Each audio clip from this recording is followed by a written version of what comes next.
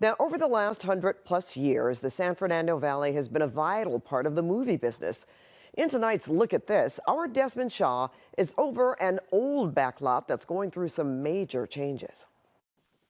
Well, take a look at this construction site in Burbank. This is the old Warner Ranch, and it was the site of countless scenes from movies and television shows. And I say was because, much to some film historians and residents' dismay, that's all gone now. We'll get to what's happening here in a second. But first, let's rewind the clock almost 100 years to the 1930s when Hollywood was really beginning to hit its stride. At that time, so-called movie ranches or backlots were common in the then rural San Fernando Valley. Columbia Pictures needed space for outdoor shoots, and fed up with renting other studios' backlots, they bought about 40 acres here off Hollywood Way and Oak Street in 1934.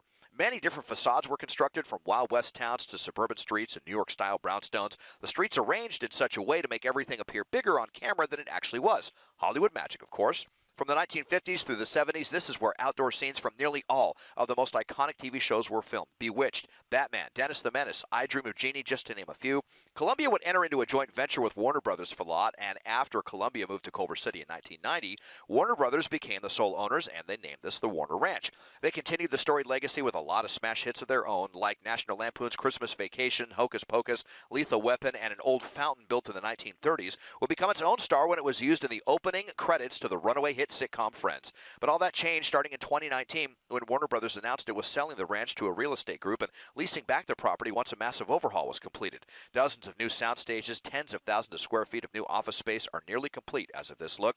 All of that history would be demolished, but fans of Friends will be relieved to know that the famous fountain has been saved, taken to the main Warner Brothers lot, and is now featured in their studio tour.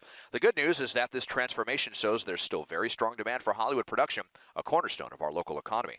Thanks to Robert Nunn and Ray Melendez for telling me to check out the old Warner Ranch from KCAL. I'm Desmond Shaw.